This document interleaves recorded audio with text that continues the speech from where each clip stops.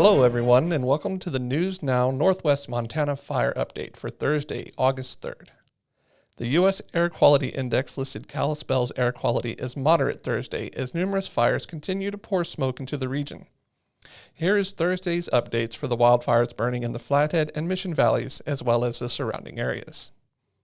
The Narada fire continues to burn 12 miles west of Elmo and has burned 13,686 acres as of this afternoon.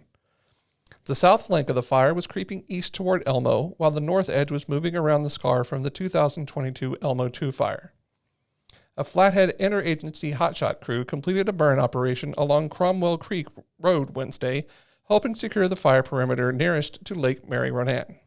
A mandatory evacuation remains in place from the top of the pass on Browns Meadow Road south to Montana 28 at Narada. The mandatory evacuation also includes Cofford Ridge Road. Officials say the fire is currently threatening 381 structures, but none have been lost at this time.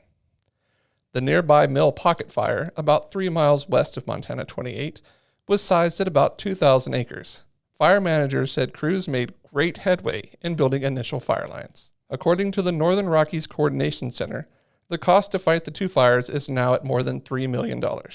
The Lake County Sheriff's Office asked residents to be mindful of changing conditions as well as any new fire starts and use extreme caution while driving a Highway 28. Visibility is poor and the speed limit has been reduced to 45 miles per hour. Crews and equipment are working along the road edge and fire vehicles are present. The Big Knife Fire, burning 5 miles east of Arley, has consumed around 2,710 acres.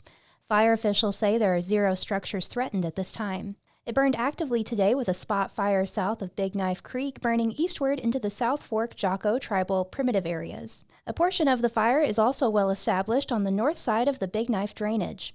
It is burning on extremely steep terrain, and crews continue to try to flank the fire and monitor the southwest edge. There are a total of 112 personnel assigned to the fire, and it has cost $3.75 million to date. A community meeting for the Big Knife, Narada, and Mill Pocket fires will be held today at the Arlee Community Center at 3486 Powwow Road in Arlee at 6 p.m. This meeting will be broadcast live on the CSKT Division of Fire Facebook page. A second community meeting will be held in Elmo Friday at 6 p.m. The Middle Ridge fire west of Ronan has grown to nearly 13,000 acres as of Thursday, but is not threatening any structures at this time.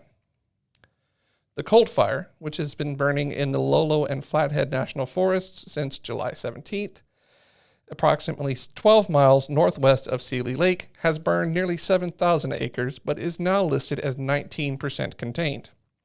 The fire grew just 156 acres yesterday, but is still threatening 33 structures. None have been lost to date. 14 engines, 5 helicopters, and 16 hand crews are assigned to the firefighting effort, which has cost $13.77 million so far. A public meeting will be held at the Swan Valley Community Hall at 7 p.m. tonight. Incident management team members and local officials will provide an update on the fire. The meeting will also be streamed live on the Colt Fire Facebook page. The Holmes Fire is burning 7 miles east of Polson. It has burned 36 acres so far and is at a high elevation that makes access limited. The Communication Butte Fire is burning 2 miles north of Dixon. It is holding up at 1,500 acres burned, and crews are estimating it will be contained by August 10th. There are 14 personnel assigned to the blaze. The Tin Soldier Complex Fire is burning 17 miles east of Swan Lake and is 2,061 acres in size. It's located in the Spotted Bear Ranger District of the Flathead National Forest. A masticator and heavy equipment task force was utilized to establish a fuel break around the Wilderness Lodge and hydroelectric facility. A hose line has been laid along the established fuel break, and sprinklers have been set up around the Wilderness Lodge. Fire personnel will start structure protection efforts to include a hose line and a sprinkler system for the Spotted Bear Ranch, Diamond R Ranch, and the Spotted Bear Ranger Station compound. The Ridge Fire burning in the Hungry Horse Reservoir has closed part of the Flathead National Forest. National Forest officials said in a release on Thursday that the western and northern boundary of the closure starts at the junction of National Forest System Road 497 and Road 38 and runs north along the western and northern Quorum Experimental Forest boundaries to Desert Mountain. The northern boundary continues from there east to the Great Bear Wilderness boundary and then runs southeast to Tiger Creek. The area closure does not include Forest Service Road 38. There are 26 personnel assigned to the blaze. Crews will continue constructing a fuel break along Forest Service Road 38 and continue to remove fuels around the communication towers on Desert Mountain. The fire has burned 633 acres and is located 6 miles southeast of Hungry Horse. This is a full suppression fire and safety is the top priority. Current actions are being implemented to keep fire away from Martin City and the private land west of Forest Service Road 38. Flames from the fire could be seen in Martin City as it burned in the Emery Creek drainage. The 450-acre East Fork fire south of Trago was very active on Wednesday and made a run toward Forest Service Road 315. One spot crossed Road 315, but was quickly doused by water drops from aircraft. This fire is located approximately 12 miles south of Trago. Northwest Montana's wildfire activity is expected to moderate over the next 7 days, with wetting rain and below normal temperatures increasingly likely beginning Friday evening. Predictive Services meteorologist Daniel Borsum said that the next week will bring rain, high humidity, and cooler temperatures to most of the northern Rockies.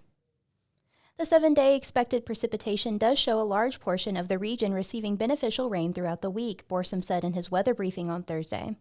The best chance for precipitation in northwest Montana begins Friday into Saturday and then again early next week. The areas where there's fires, if you don't get the moisture through the weekend, you still have a really good chance of seeing it Monday and Tuesday, Borsum said. Flathead Valley residents can expect high temperatures in the 70s or low 80s through at least Wednesday, according to the National Weather Service in Missoula. And that's going to do it for today's update.